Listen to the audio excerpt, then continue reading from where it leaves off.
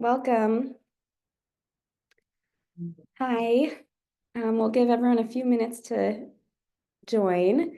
As you're joining, please feel free to let us know where you're coming from in the chat. We love to know where everyone is zooming in from. So I have a kind of lengthy introduction, so I'm just going to get started. But again, welcome. My name is Allison Spiegel, and today we are here for a very special meditation with Leslie Booker, the guiding teacher at New York Insight. So as you're joining, please let us know where you're coming from in the chat. It's great to see everyone. We're gathering here today to recognize and celebrate Black History Month. I'm going to hand it over to Booker momentarily, but before I do, I have just a few notes about this meeting, and I also want to mention a special series that New York Insight is offering during the month of February. So some housekeeping. Today we're in a Zoom meeting. Your video is on, your microphone is off, but we're going to be hosting a Q&A at the end of the session. So we'll invite you to unmute if you'd like to ask a question. This session is being recorded. You won't be recorded unless you ask a question at the end. We can review the details on asking questions when we get there. So now about New York Insight, Booker may expand on this, but I wanted to note that New York Insight has a special email series coming up. And the series is called Living an Ethic of Love, Celebrating Black Dharma Teachings. And it explores the legacy of Black Dharma teachers and teachings, which offer deep perspective on resilience and the Dharma. So if you sign up each day for 2 weeks, you'll receive an email with pre-recorded Dharma talks from renowned Black teachers, including our teacher today, Leslie Booker. So we'll drop a link to that in the chat, and we hope you'll sign up. So now to introduce Leslie Booker, for those of you who don't know her. Booker is a heart-centered, spirit-driven activist and meditation teacher committed to creating a culture of belonging through her teaching and writing. She completed Spirit Rock's 4-year meditation retreat teacher training in 2020 and shared the practices of yoga and mindfulness with New York City's most vulnerable populations for over a decade. Booker has co-authored and contributed to several publications, including the trauma-informed anthology, Practicing Liberation, and its accompanying workbook for folks working towards social justice. She's the co-founder of the Yoga Service Council at Omega Institute and the Meditation Working Group for Occupy Wall Street. In 2020, she was invited to be a Sojourner Truth Leadership Fellow through the Auburn Seminary and was voted for by her peers as one of the 12 most powerful women in the mindfulness movement. And I love this at the end of this lengthy bio, but I felt like it was really, I love every part of it and wanted everyone to know. Booker moved to Philadelphia in August of 2020 to vote in a swing state. And she currently, as I mentioned earlier, serves as the guiding teacher of New York Insight. So thank you so much, Booker, for being here, and I will hand it over to you. Thank you so much, Allison. Thank you so much, Tricycle. Hi, everyone. Hi. Good morning, good afternoon. I see some dear friends that are zooming in from California. So good morning to you all. And I see in the chat folks are zooming in from all over the country. So I am so happy to see some old friends and happy to meet some new friends. So just want to apologize. We had a little, technology glitches as we do in this time of Zoom. So thank you so much for your patience, and maybe some other friends will be joining us along the way. And so what I like to do before beginning is to do kind of a call to fellowship. This is the best part of growing up in the Baptist church, where the preacher stops preaching and folks get to mill around the room and check in and say hello and just give each other some love and appreciation. And so on Zoom, what we can do is to lean in And if we take our cursor, we can scroll across everyone's little square. We can see their name. Maybe we can smile or wave, and maybe we'll be locking eyes at the exact same time with another person. And don't forget, if you click on that little blue rectangle, we've got about 7 pages of friends today. So a lot of folks to say hello to. And if folks are off camera, if you want to turn your camera on just for this time so people can see you, kind of get who you are. Hello.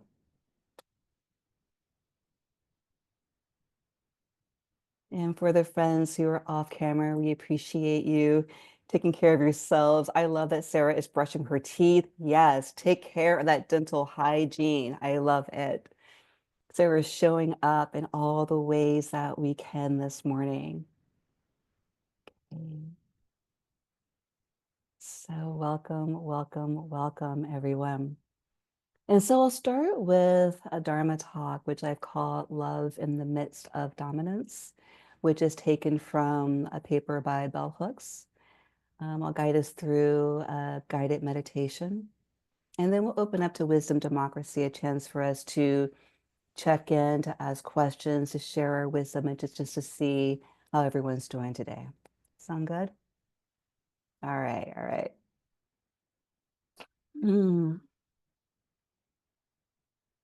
So, dear ones, we are in a very particular flavor of global divisiveness right now, where everything is being politicized.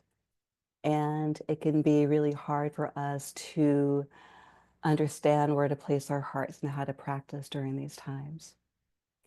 And people keep saying in these times, but the reality is we've always been in these times, right?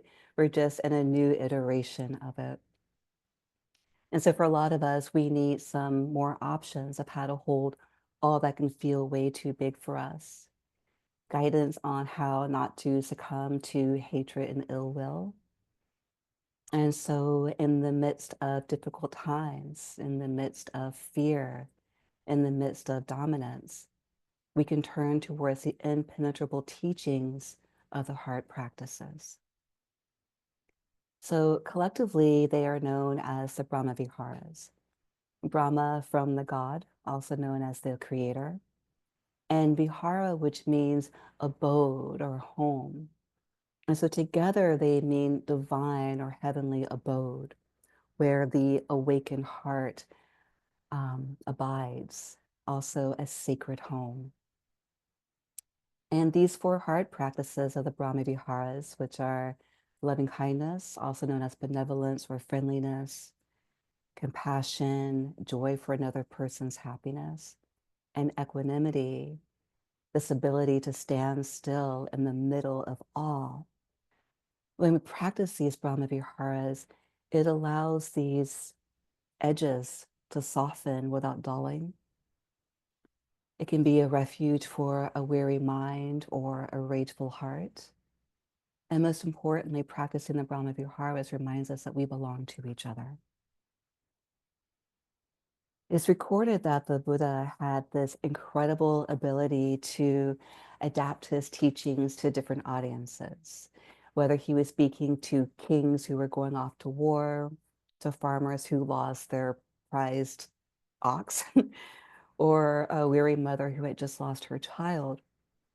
He instructed his ascetics, those who traveled alongside him for 45 years, to speak in the vernacular of the people that they were sharing practice with, to use the metaphors, their hobbies, their livelihoods, the conditions of their lives to inspire the teachings that were offered.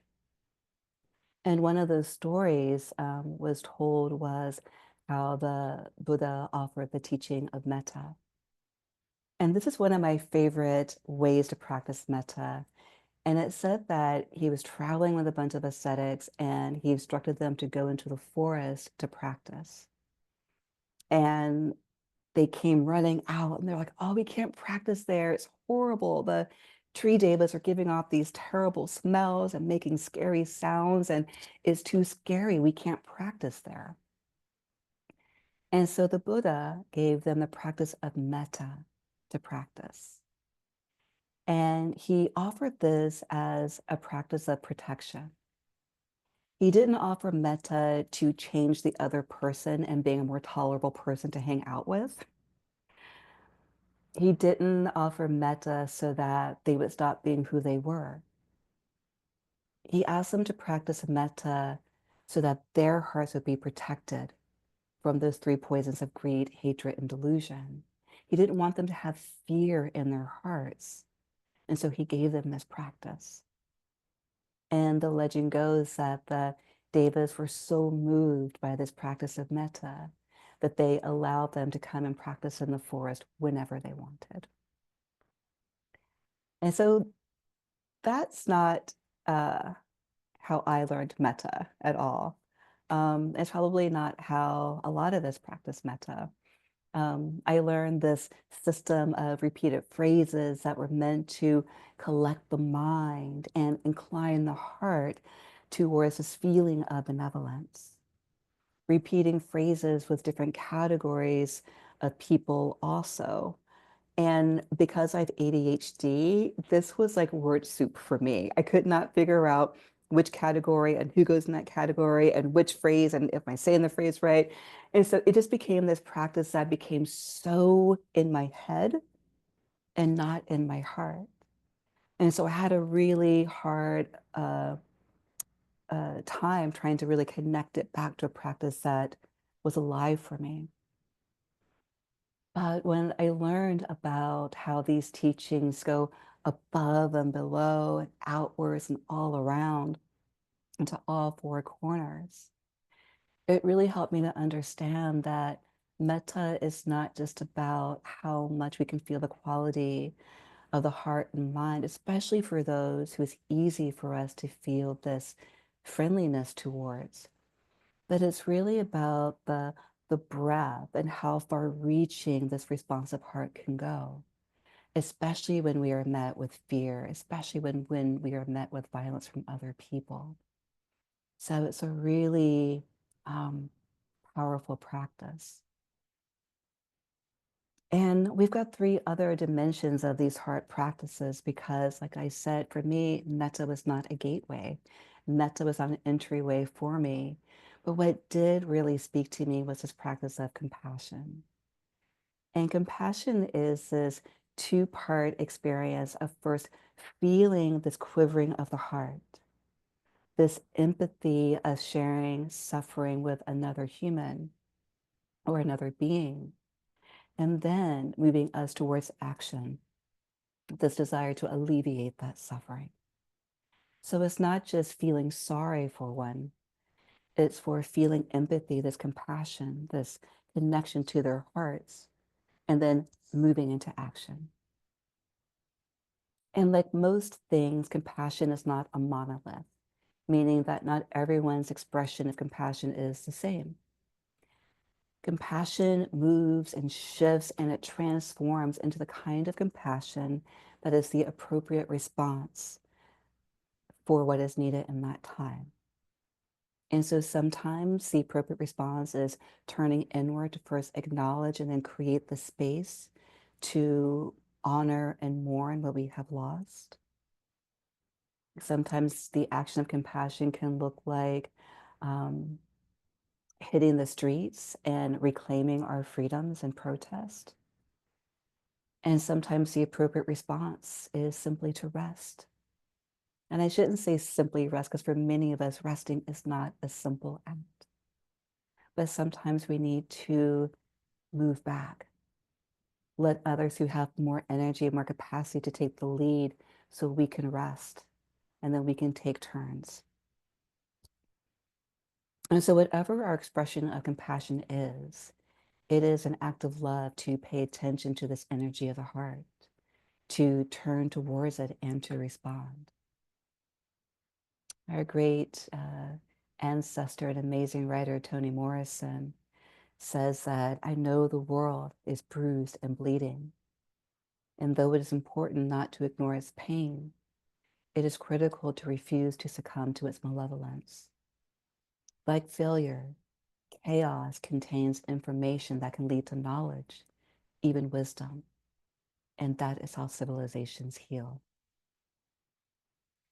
And so compassion is asking us to keep turning towards her, building up our resiliency and resistance to be with our own discomfort, to recognize our own pain, connecting with our own vulnerability. And in return, we're able to recognize and feel that in others so that we might collectively heal. And it's important to note that with practicing compassion, that compassion does not condone bad behavior. Instead, it allows me to see where a person got dropped along the way. And so instead of meeting people's violence with my violence, I can take a sacred pause. And that gives me time to reflect on what could have made this kind of violence in another person.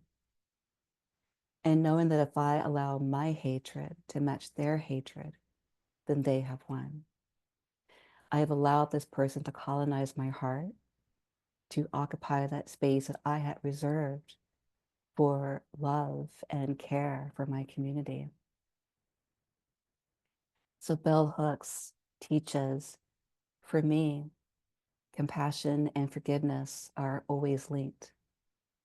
How do we hold people accountable for wrongdoing and yet at the same time remain in touch with their humanity enough to believe in their capacity to be transformed? It's a pretty high bar. And like most things in life, this practice of compassion can be misunderstood and weaponized to justify all kinds of naughty and destructive behavior. For example, a lot of us would greatly benefit from practicing self-compassion, giving ourselves the same kind of tenderness and care that we'd give to a good friend. And yet some folks, typically folks who dive into the deep end of guilt and shame when they unintentionally perpetuate oppression, can spiritually bypass overtaking responsibility for their actions in order to practice self-compassion. So there's a yes and that needs to happen here. And so yes, it does not serve any of us to cower in the presence of our ignorance.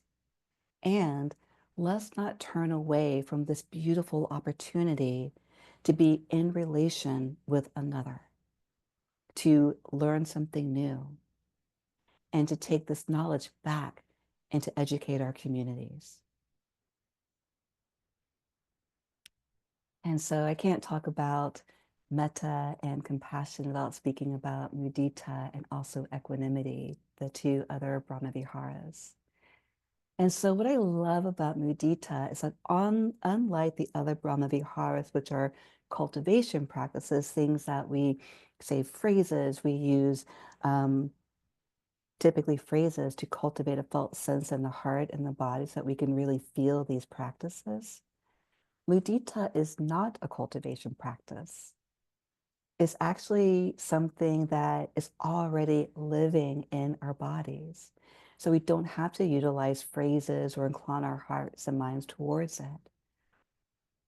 This kind of joy, the joy for another person's happiness, is primordial.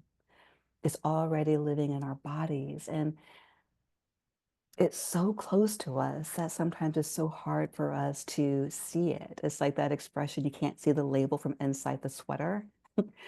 And so for a lot of us, it's really hard for us to see mudita, to see this ability to have joy for another person. It can be hard to feel it, to access it, to experience it. And a lot of that comes from the fact that many of us live in a culture that really values and centers power hoarding and power over, as opposed to power with and collective liberation. A lot of us live in a culture that supports individualism instead of um, making sure that we're all on the journey together.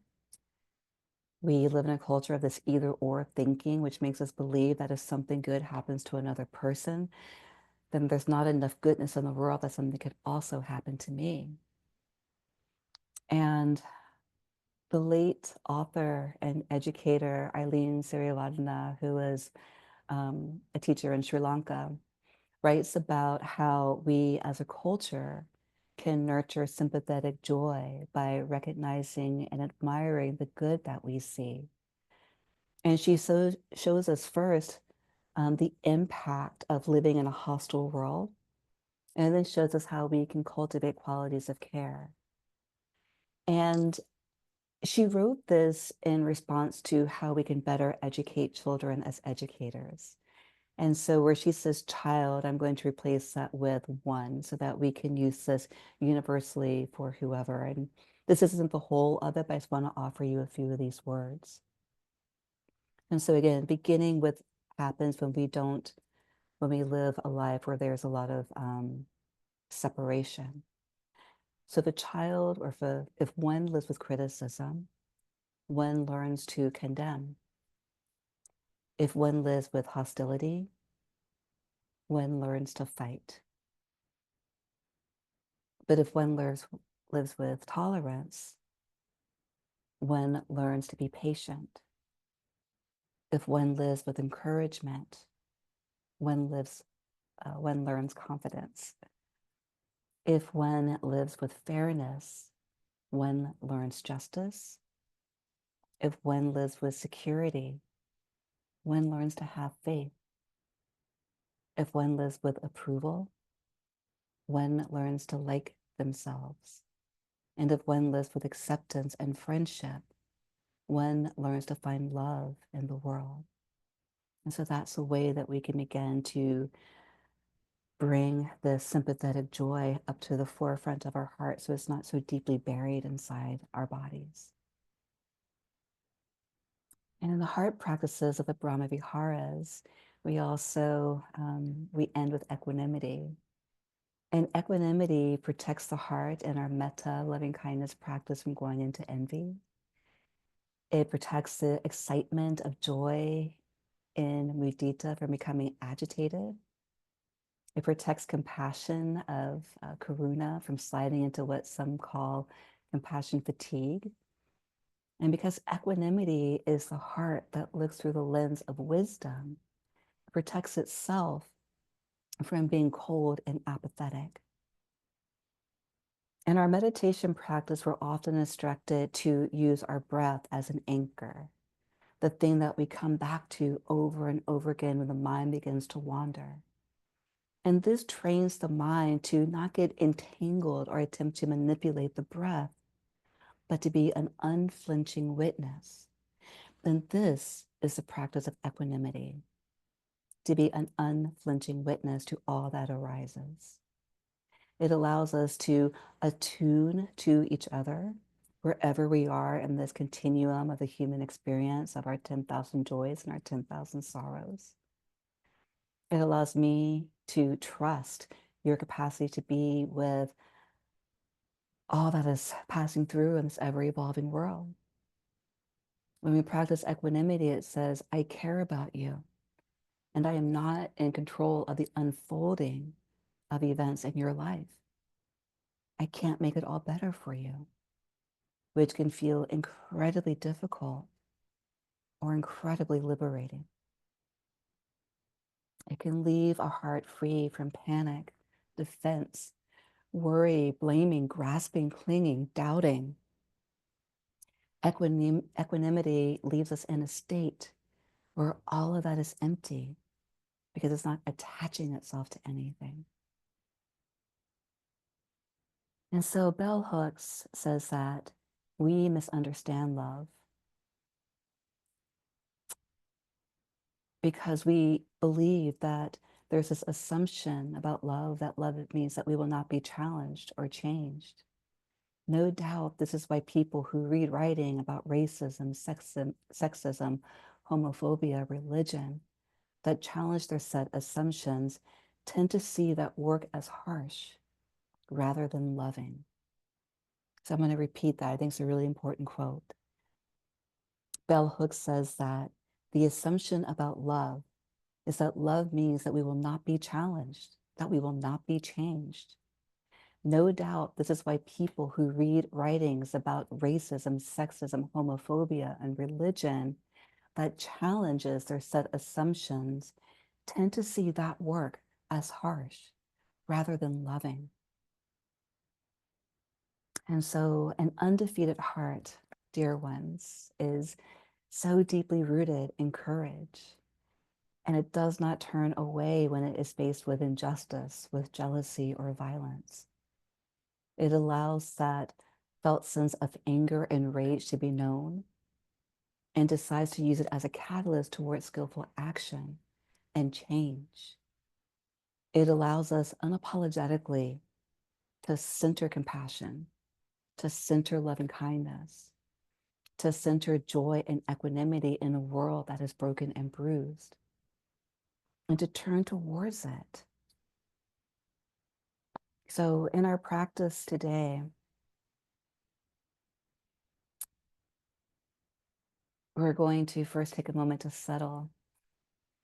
I offered a lot of words here, and I just want to say that in a nutshell, these teachings of the Brahma Viharas remind us that we belong to each other. They remind us that when we are faced with all of the atrocities in the world, that we don't have to buy into all of that we can turn towards these practices and their fierceness. And so I'm going to offer a short meditation practice today, and I'm going to keep it pretty simple. I'm going to offer some phrases that can support us in inclining our hearts and minds towards these heart practices. So I'm not specifically offering a practice around, metta or compassion, but sort of an overall heart practice. The first set of phrases will be phrases that I've created. And the second set of phrases that I'll offer at the end were created by my dear teacher, Larry Yang. And so I invite you first to find a posture that really supports your practice. And again, we'll be in this practice for about 12 to 15 minutes or so. If there's any energy bubbling through the body, you can always stand up. You can sit on a cushion, a chair, your couch, or your bed, making sure that there is support at your back, support under your feet. If you would like another moment to kind of absorb and let the words move through the body. Also, if you feel like you've been carrying the weight of the world on your shoulders and you really want the earth to bear witness to you, you can also do a lying down practice. And if you're lying down, it could be useful to root your feet into the earth and bend your knees to keep your body engaged and active. And not only preparing our bodies for practice, but for me, it's also really beneficial to prepare my nervous system. There's a lot happening in the world, and I don't know about you all, but my nervous system is she's a little wiry, let's say, okay? And so we can do an orienting practice where we keep our eyes wide open and we can turn our heads looking over top of our right shoulders. I like to take a big breath in. And as we breathe out, you can turn your head, bringing in information of stuff that's in the room around you. Breathing in again. And as you breathe out, turning your head the other way.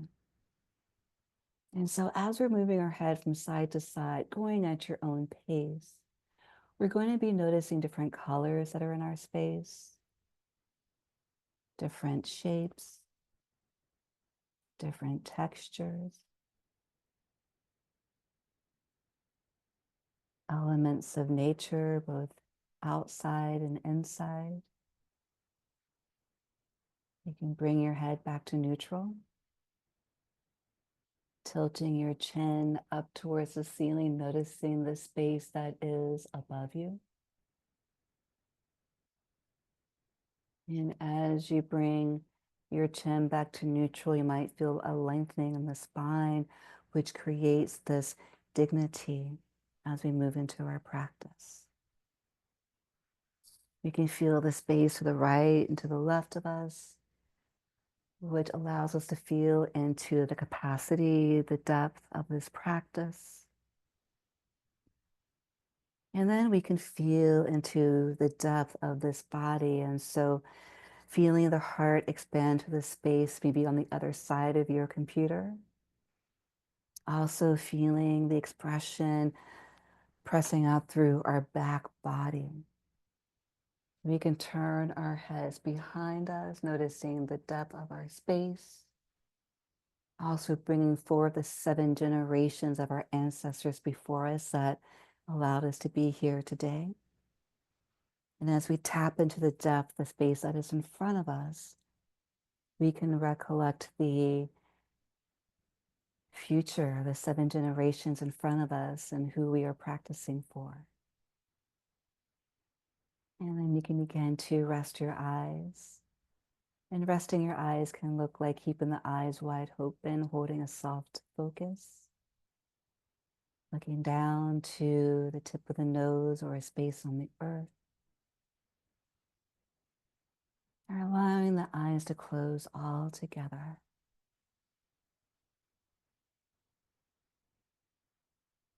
And allowing the top lid to gently rest on the bottom lid.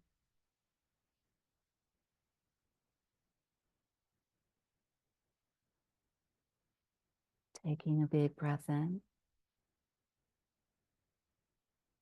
And as you breathe that breath out, feeling your body creating roots and connection to wherever there is a felt sense of pressure between this body and the earth. It could be through the bottoms of the feet, our sits bones if we're sitting upright, the back of our lungs if we're pressing the back against the base of a chair, perhaps the back of the shoulders or the back of the head if we're lying down in our practice this morning.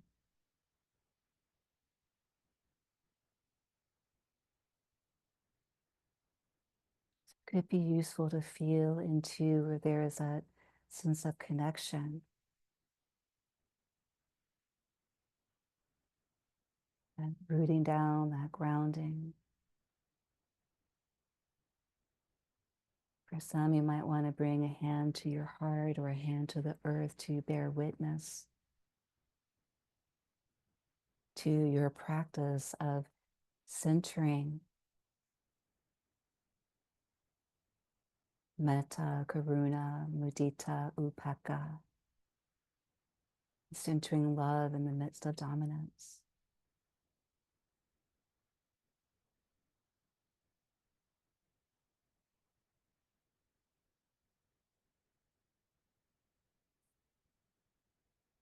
And so you can repeat these phrases internally if it feels a benefit to you. Or you can simply listen and allow these phrases to wash over you, feeling into how they allow the heart to open. May I feel the presence of my body on this earth.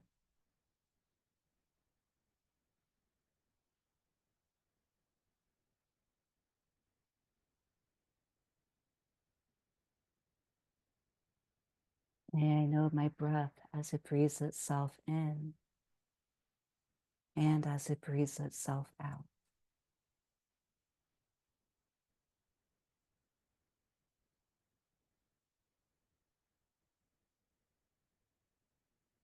May I see where there are jagged edges, and may I allow my heart to soften around those edges.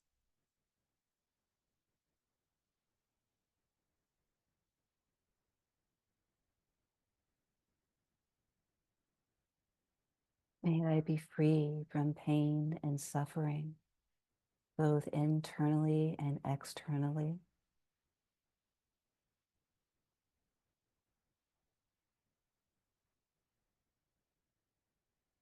And when the voice of the inner critic tells me that I belong to no one,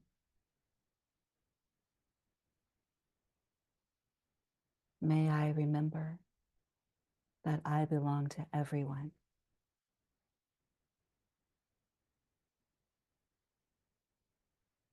May I remember to drink as I pour, nourishing my body, replenishing my spirit.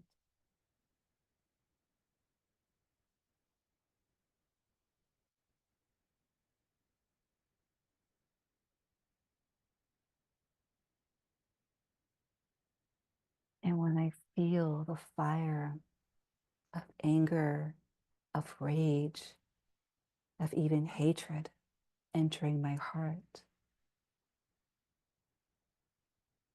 may I continue to allow that fire to simmer,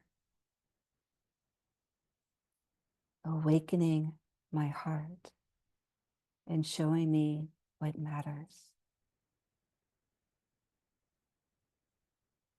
Let this fire continue to be an awakening factor, reminding me of what I hold dear.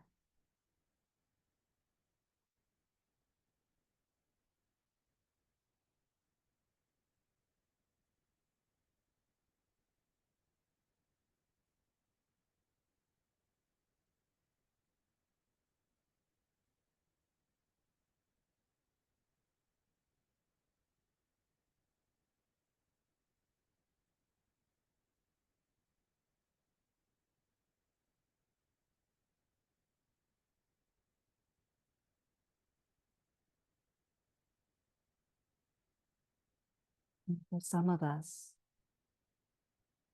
living in a world that is divisive, living in a world that is attempting to dominate through fear, it can feel like a huge challenge to turn towards the heart in these times. And so I like to bring in the words of my dear teacher, Larry Yang, that gives us a little bit more space, a little bit more capacity. He writes, can I be mindful and loving to whatever arises? If I can't be loving in this moment, can I be kind? If I can't be kind, can I be non-judgmental? If I can't be non-judgmental, can I not cause harm? And if I cannot not cause harm, can I cause the least amount of harm possible?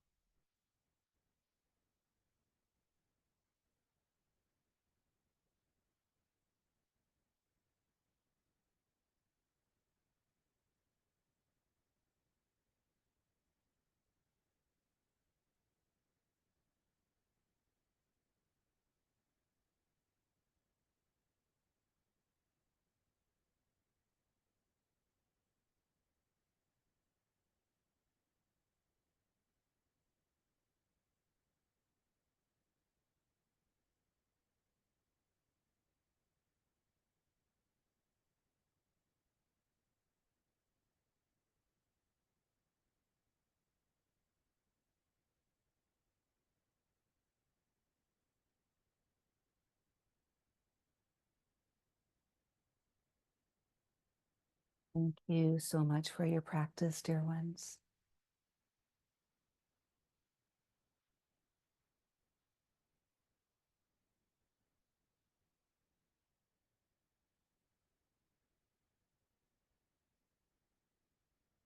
So this morning, my intention was just to talk about metta, but I sometimes get carried away. You know, metta is not an easy entry door for me. And so I like to bring in all of the Brahma Viharas to just remind people that if metta isn't the practice that can that you can really tap into, that we have these other options there. And so I wanted to just invite that expansiveness of all of the heart practices, all of the Brahma Viharas. And so at this time, I would love to open up to what I call wisdom democracy, a time for us to check in with our practice and how this landed for you. I would love to hear about what your experience has been in living in this time of divisiveness and dominance. If any of these heart practices have been something that you've been able to lean on during these times, or if it's a challenge for you. Um, if folks would, I would love if folks would raise their electronic hand and we can engage in dialogue. It's hard for me to talk and track the chat at the same time. So Allison, thank you so much if you want to track that, if there's any questions in chat. And if you want to ask a question or offer a comment, bring some wisdom into the space, if you could raise your hand so I could see you with more ease. And as we're waiting for folks to think of something, Allison, is there any comments or questions you want to bring into the room from chat? Not yet, but I do see two hands raised, and I'll keep All an eye right. on the chat. Thank you. Thank you. Yeah, Mary, let's start with you. Oh, thank you. And thank you so much for this. This is so helpful to me. I'm a member of the New York Metro Raging Grannies. I'm currently doing some work in Rhode Island. Yeah, you know, the Raging Grannies, we sing protest songs at various demonstrations. Started as an anti-war group in the 80s, but the one of the things that I have found very useful in my so-called practice is that it's very hard for me to depersonalize some of the lyrics because they are so important in getting a message across. And we see the horrid acts that are being committed right now, and in rage against those, it sometimes gets into verbal personal attacks. Now, I'm not talking about the counter demonstrators that come. I'm talking about within our own selves, you know, because it's a call to sometimes violent rhetoric. Yeah, yeah. And I just want to thank you for this because it's really, really helpful to me to hear an activist talk in this way about it. I wonder your response to things like group efforts. You were with Occupy, you understand, you know, what it is to try to be a peaceful person when there's so much anger inside us. Yeah. So I also want to say that being a peaceful person doesn't mean that I don't have anger, that I don't have rage. And I think that we kind of mash all that up together. And also because I have anger and rage doesn't mean that I'm going to act on it and create acts of harm against another person. And so I can still feel, and when I came to my practice, I thought I had to leave my activism behind. I thought they were two separate things. But I realized that my meditation practice allowed me to feel the fire and also gave me time to contemplate what that fire meant and how to transform it into an action that was skillful, that was useful, that didn't burn me up and slump me into my own depression, but allowed me to understand what upaya, the skillful mean was to act upon that.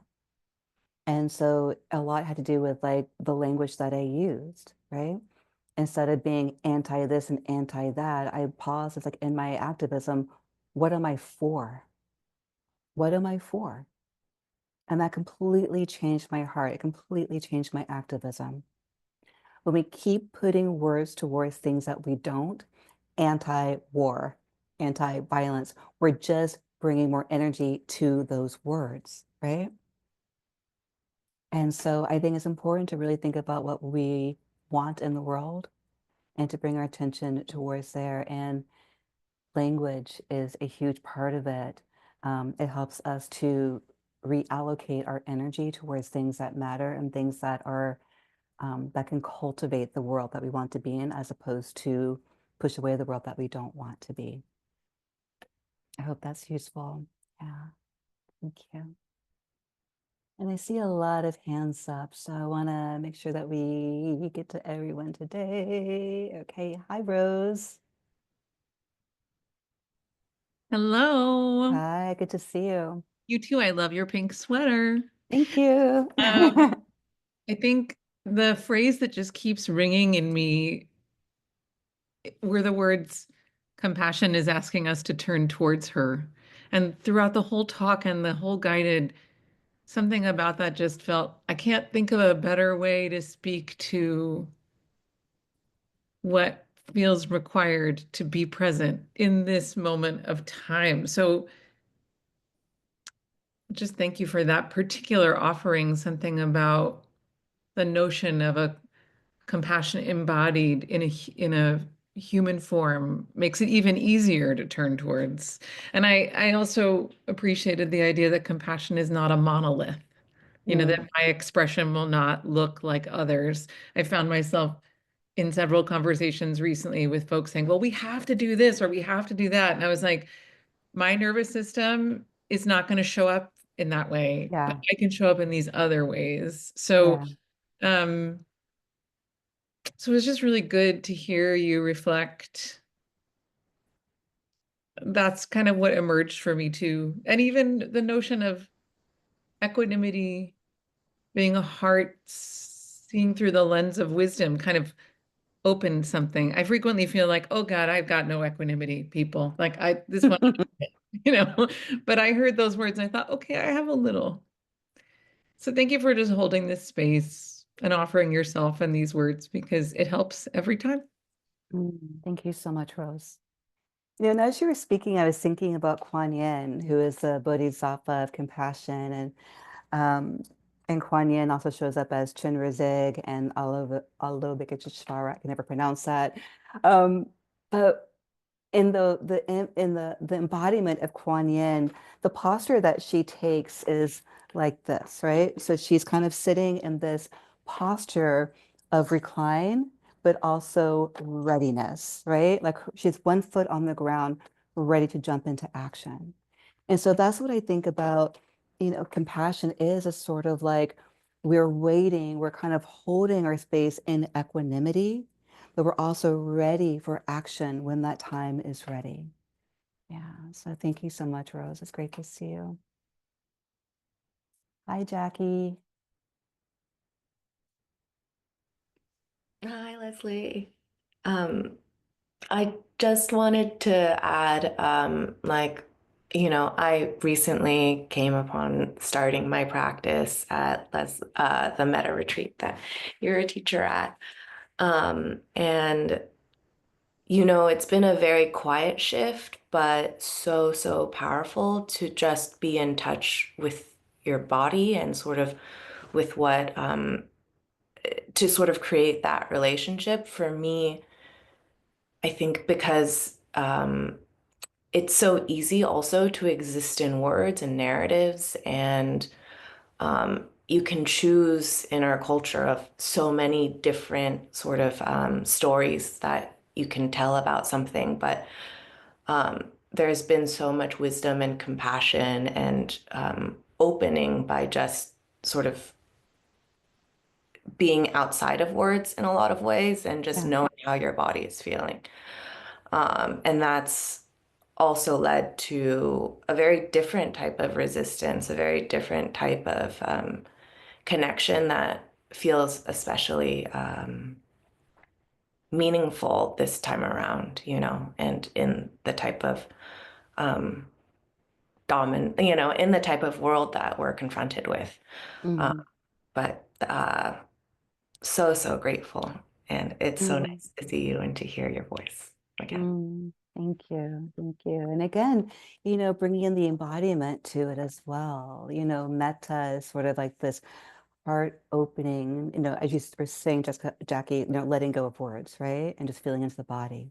Metta is like this kind of heart opening. Compassion is spoken about as this quivering of the heart and then a move towards action. Mudita is often described as a bubbling up in the body, and equanimity is the stillness. And so if we can let go of the words, the phrases sometimes, but just tapping into the felt sense of the body, for some people, it can be a more direct entry point. So I appreciate you bringing that in. Thank you. Joe?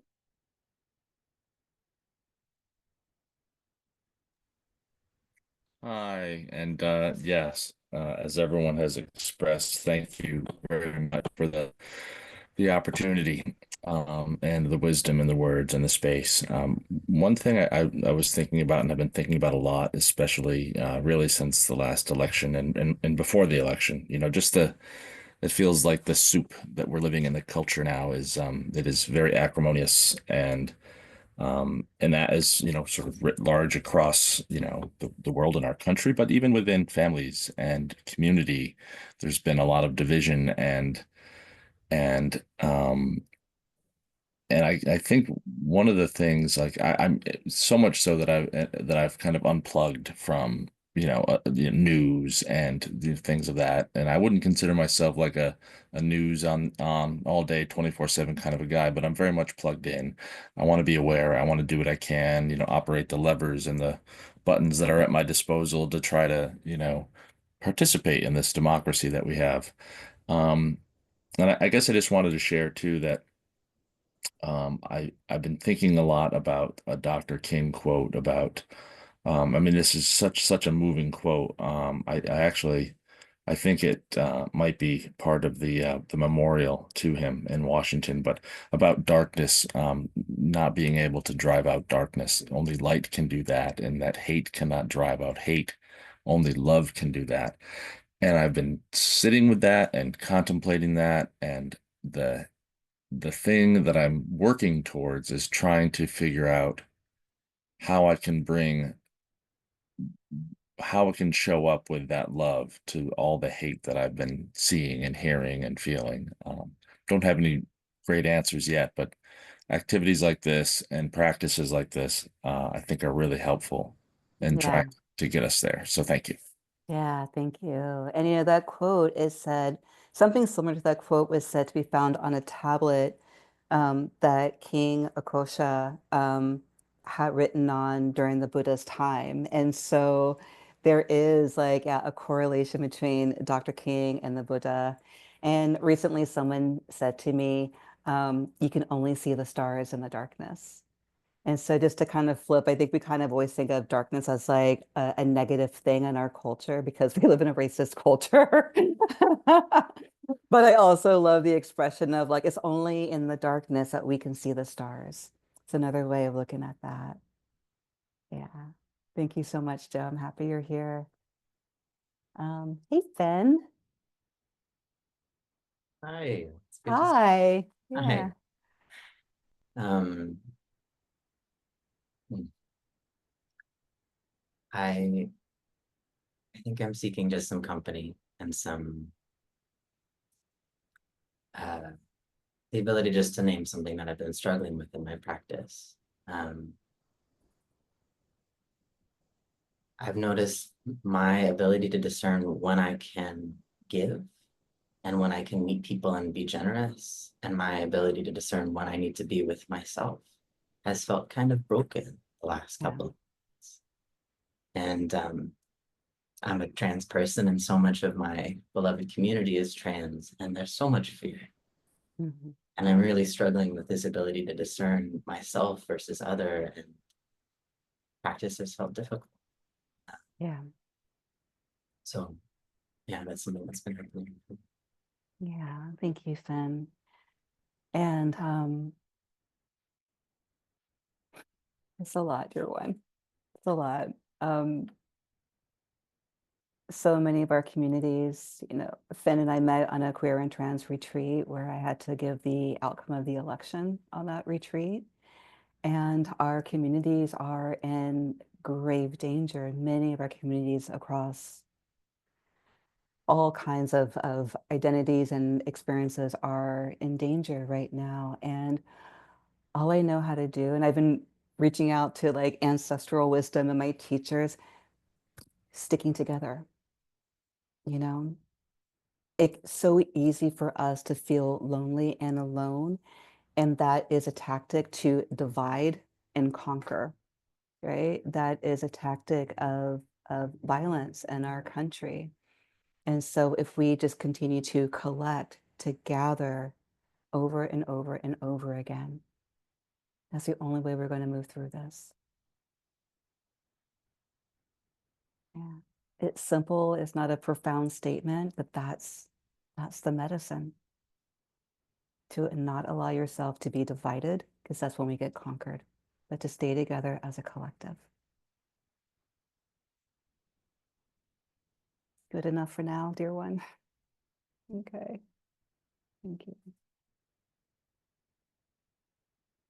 I just want to acknowledge that we might go over a few minutes. So if folks need to hop off, thank you so much for being with us today, being a part of the collective. And for those who are able to stay on for a few more minutes, I'd love to hear from Deborah and then Helena. Thank you. I wonder if you can say a little bit more about meditating with ADHD, and particularly when there's fear or overstimulation, or like, so much going on, in the world, I find that I'm struggling with my practice in ways that I haven't before. And I wonder if you have advice. Yeah, I do. I feel like I should like write an article about meditating with ADHD or offer a workshop or something. I have found that for me, sitting on the cushion isn't always the best medicine. It creates more noise in my brain. Even being lightly medicated, it kind of gets really congested in there. And so for me, what I found really useful is to take my practice off the cushion. I do a lot of walking practice. It's a huge thing. Sometimes I'll do, before I come to a sitting practice, I'll do either vigorous walking or like a vigorous yoga practice to kind of burn some of that energy off. Because ADHD is simply, I hate ADHD. It's just not exactly what it is, the experience in our bodies. But ADHD, for those of you who don't experience this, it's a very active brain. The brain is firing so quickly. We tend to be very creative people, and we can't quite, get that thought before we're on to the next thing. And so I have found that doing something vigorous to kind of tire my body out a little bit is a good way for me to get ready for practice. Practicing first thing in the morning when I'm still a little groggy allows me to practice with more ease. And also my practice has primarily been through living the Dharma off the cushion. It was instructions I was given almost 20 years ago to take one aspect of the Dharma that I was curious about, I wanted to know about it, and to try it on out in the world and to see if it works while I'm engaging with difficult people, negotiating contracts, doing consulting work, fighting with a partner. And I have found that allowing my practice to not just live in my cushion, but to live in my everyday life has been my primary practice for like 20 years. So it could be something that could be a really an interesting entry point for you as well, to see if it could support working with ADHD. Thank you. This is like the most rapid fire hour I've ever. I'm like, all right. Helena, hello. Hi, and thank you for doing this. I'm so pleased to be a part of it.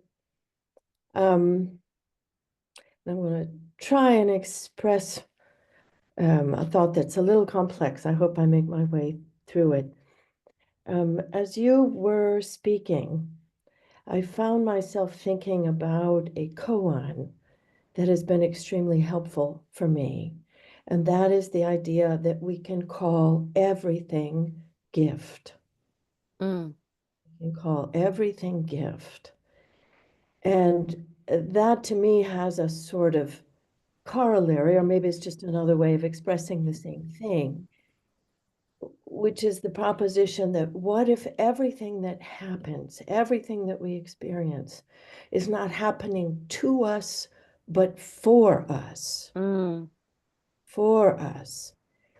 And we can take that understanding into even the most atrocious of situations or circumstances.